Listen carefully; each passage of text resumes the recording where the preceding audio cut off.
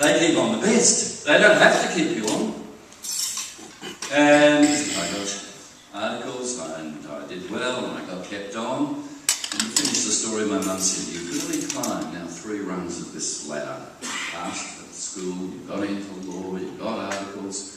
There's another 7 or 8 rungs, and one day you might be a partner. But to do that, you know, you're going to have to really work hard." Well, that's a ladder that we all do with our kids. It's called career. What a Christian school does, I think, is set up alongside career with professional training and the best education you can get another ladder. I call it the ladder of vocation. Vocation is a Latin word, voca, which means called. I am called.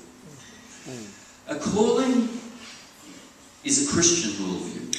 Not all universities have it. You climb the first rung of the vocational ladder when you ask the question, so why am I here? Is there a point to this? I'll never forget sitting with a guy literally in the gutter at the back of Common Street Baptist. I'd set up a ministry called Urban Seed. We run drug detox places and feed the homeless, do a range of things. And I was trying to convince him to go into drug detox, the one we ran. And I said something pretty easy for a Baptist minister to say to me. Rolled off my tongue casually, nonchalantly. I said, "You know what? I think God made you." I was staggered. He burst into tears. I didn't expect that response. Through the tears he blubbered, "God made me." He said, "My old man told me I was just an accident. I've only ever felt an interruption. God made me." We just talked about that. God made me. You mean I'm maybe not just a biological freak in a cosmic zoo? Some random set of atoms? God made me. There is a point. Well, he had started to climb just the first rung of the vocation ladder. Is there a point? This is what a Christian worldview teaches. We are here by design. The next rung you climb as you climb the vocation ladder is, if God made me, is there something I need to do?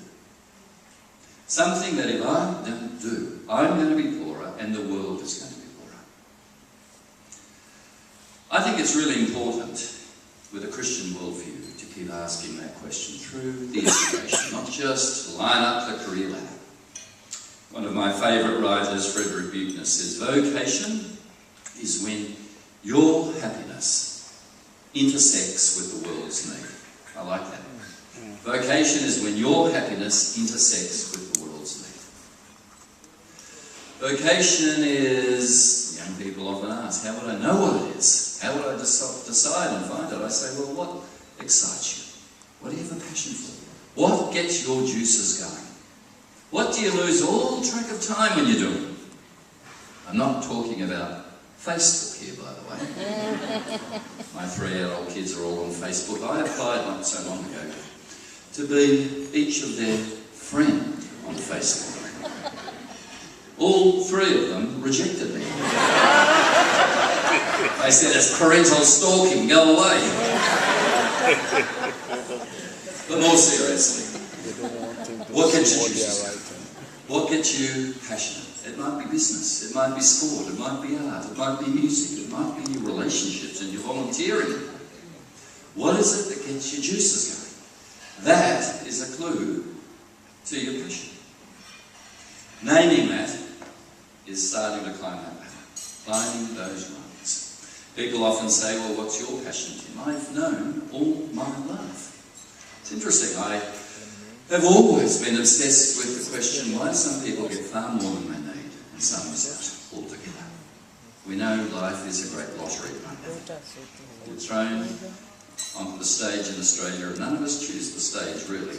Universal health, clean water, enough food, medicine whenever you're sick. If you had been thrown onto the stage where World Vision works in 60 countries, from Mozambique to East Timor, you drew last ticket in the great lottery of life. You didn't do anything else wrong. just where you were born.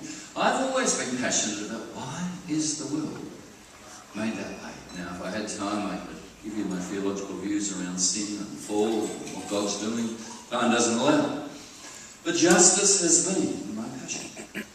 When people ask me where did this begin, I say, a little tongue-in-cheek, a little truthfully, I think it started through sharing for 17 years a bedroom with my brother. If any of you have ever shared a bedroom with a sibling, you know you have your squabbles and fights. Space is pretty important when you have to share, isn't it? We would have ours. We'd wake up my father on a weekend. He would be annoyed. He wanted to sleep in. He would burst into our room. As soon as we started to give an explanation, he'd always say the same thing. Always. He'd say, listen, I don't care who started it. I don't want to know who's right or wrong. I don't want to hear the whole story. I'm going to punish you both.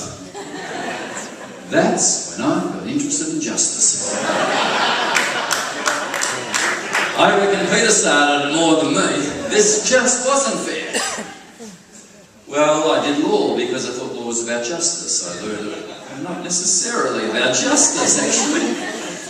But here was my passion. I went into ministry. I ended up as mayor of St Kilda. I've done a range of things. But for me, it's always been that question.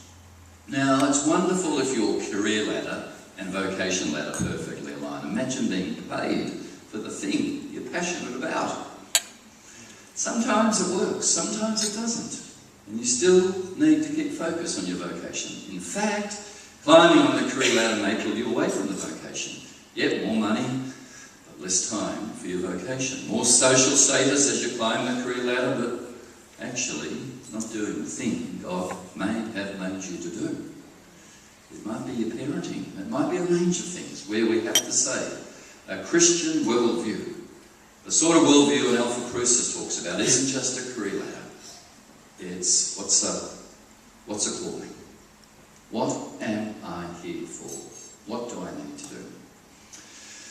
Well, let me finish by saying I think Alphacrucis is a fantastic school with a Christian worldview, contributing to a secular society, but also holding back secularism.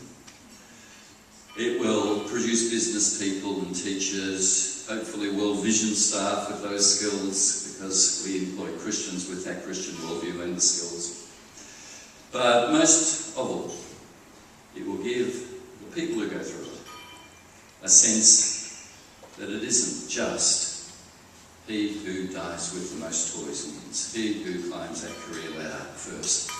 But what is it that God made me to do? How do I connect that storyline with what God is doing in his world? It's been wonderful to be with you. Thank you. Awesome. Thank you.